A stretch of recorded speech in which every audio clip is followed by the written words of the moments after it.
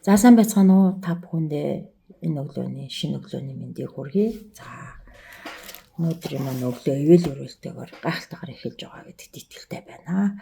За өнөө өглөө одоо залбирлын 10 хоногийн маань 5 дахь өдрийн өглөө байна. За бүгдээрээ хамтдаа өглөөнийхөө залбирлын үгийн цагийг эхлүүлээд хамтдаа залбирцгаая. Тэнгэрийн орны агуу эзэн бурхан минь ээ, бидэнд энэ шинэ өглөөг өгч байгаа таньда баярлалаа эзэн. Таны нэр ариунаар дурс тугай эзэн. Таны хаанчлал тэнгэр жишээ газар дээр биелэгдэх болтугай. Эзэн бурхан минь ээ, өнгөрсөн өдрүүдийн маань залбирлууд бидний дээр ивэл болон буусан. Ирэх өдрүүдийн маань залбирал мөн бас ивэл болон бууна гэдэгт итгэлтэй байна эзэн минь. Эзэн бурхан минь, та өөрийн агуу нэгүслэр энэ дэлхийн ертөнцийг мянган залбирагч итгэгчдийн маань дуу хоолойгоор дамжуулан ивэж өрөөгөр эзэн минь. Бид бүхэн нэгэн дуу хоолойгоор тань руу хандан залбирч байгаа лээ эзэн минь. Та ивэн гэдэгт итгэлтэй байна эзэн минь. Ирэх бүхэл өдрүүдийн туршид эзэн минь, та өөрийгөө эрен эрсдэл биднийг үргэлж хайр халамжаараа хайрлна гэдэгт итгэлтэйгээр би таны хүү эзэн Есүсийн нэрээр залбирч байна. Амен. За өнөө өглөө би та бүхэнтэй Матай номын 6 дугаар бүлгийн 9-р сүүлчийн хэсэг болов таны алдар ариунаар дурсдгаа гэсэн ишлэлийг хуваалцах байна. За бид бүхэн залбирахтаа эхлээд Бурхны нэр хүндлэгдхийг хүсдэг байна. Энэ нь бид бүхэн хэнд хандаж хинтээ харилцах гэж байгааг тодорхой болгохоос гадна ямар харилцаатай болсныг бас мэдэж болох юм. Учир нь энд Есүс Бурхантайгаа харилцаагаа эхлүүлж байгаа. Есүс өөрийн залбирлын загвараараа биднийг химжээшгүй хайрладаг Бурхантай маань уулзуулж байгаа явдал. Гэм нүгэлт дэлхий дээр амьдарч байгаа бидний хувьд түүний нэр алдрыг өргөн дуудаж Бурхантай инхүү уулзнаар цоошин тэнгэрлэг харилцаанд орж цоошин мэдрэмжийг авдаг. Бид залбирлыг зүгээр л нэг энгийн хийж болохгүй бас энд сануулж байгаа. Энэ бол маш чухал сануулга гэж бодож байгаа. Та Бурхныг эзэн бас бид бүхнийг бүтээгч мөн биднийг харилдаг, биднийг өөрийн хүүхдээ болон хүлээн зөвшөөрсөн аав гэдгийг мэддэг болсон.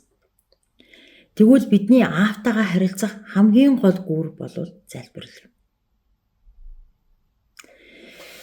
Та түүнд итгэж, найдаж, түүнд үйлчилж, дуулууртай болсон түүнийг өөрийн эцэг гэдгийг аль хэдийн хүлээн зөвшөөрч, түүнд хайртай болсных гэж би бодож байна. Бид бүхэн энэ дэлхийн харилцаанаас салахын тулд Бурхан руу хандан залбирч түүнтэй эвлэрдэг гэж би боддог. Яагаад гэвэл Библиэлд ингэж хэлсэн байдаг. Лук номын 24-ийн 47 дугаар ишлэлдэр Иерусалимаас эхлээд бүх үндэстэнд түүний нэрээр нүгэл уучлагдах, гимшил тунхаглагдах ёстой гэж бичигдсэн юм аа гэсэн.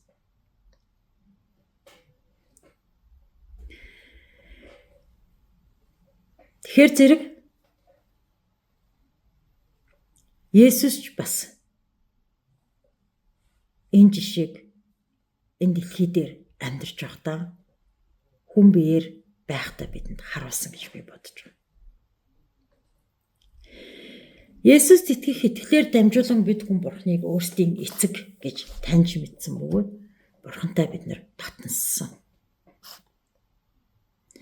Эфес номын 3 дугаар бүлгийн 12 дугаар ишлэлдэр ингэж хэлсэн байна л да.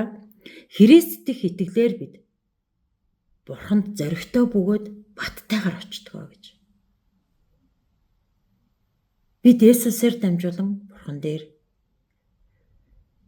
зоригтойгоор ирдэг. Бид Есүсээр дамжуулан Бурхан дээр итгэлтэйгээр очдог. Бурхны хүү болох Есүс өөрийн биеэр хүн төрлөختөнд Аава таны нэр ариунаар алдаршдугай гэж залбирэн харуулсан байдаг. Биднийг ч мөн Бурханд хандан инхүү залбираасай гэж биднийг ингэж залбирахыг бүр сануулж байна.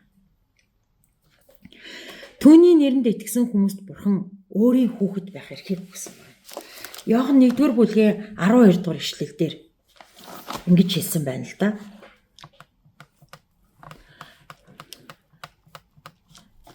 Харин өөрийг нь хүлээн авсан болгонд өөрийнх нь нэрэнд итгэгчдэд тэрээр Бурханы хүүхэд болох эрхийг өгсөн гэсэн. Тэгвэл та нар Бурханы хүүхэд байхыг хүсэж байвал Есүст итгэж түүнийг амьдралынхаа аврагчаа болгон хүлээн авч бидэнд заасан залбирлын дагуу залбираарай. Яагаад гэвэл Бурхан танд би та нарын эцэг гэдгээ хэлсэн байдаг. Тиймээс бид нар хүч чадалтай, итгэж найдаж болох хэмжээшгүй хайраар таныг намайг үргэлж хайрлаж байдаг. Баяр баясал, амар тайвныг бэлэглэгч, ирээдүйн сайн сайханд дагуулагч, ийм гайхалтай Бурханы хүүхдүүд учраас түүний нэрийг алдаршуулах нь зохистой байхаа гэж бодож байна. Тэгэхээр бид Аавынхаа нэр алдрыг өргөж, чин сэтгэлээсээ хайрлаж, түүн рүү хандсан хайр маань залбирлаар үргэж холбогдох хүсэл эрмэлзэлтэй. Таны хамгийн анхны хүсэл мөн түүний тухай боддог байж, түүний нэрийг алдаршуулдаг байх болтугай гэж бодож хүсэж байна. Луг 6:45 дээр ингэж хэлсэн байна л да. Учир нь зүрх юугаар бэлхэн ам түүгээр ярьдгаа гэж. Түүнийг нь ярьдгаа гэж.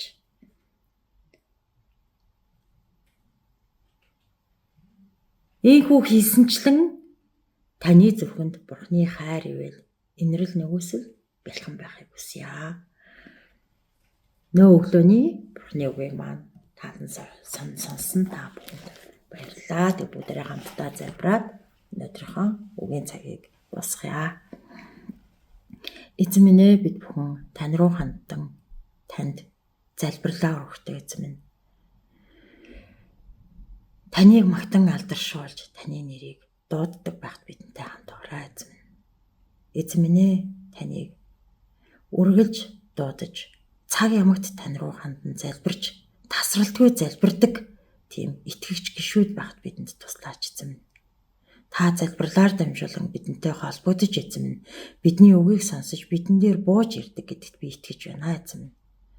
Та цоошин мэдрэмж, цоошин хүсэл эрмэлзлийг биднэрт өгөөрэй эзэн минь. Ирээдүйрөө тэмүүлэх хүсэл зорилгыг минь та шинчилж өгөөч гэж би эзэн Есүсийн нэрээр залбирanгуйлаа. Амен. Та бүхэндээ баярлалаа.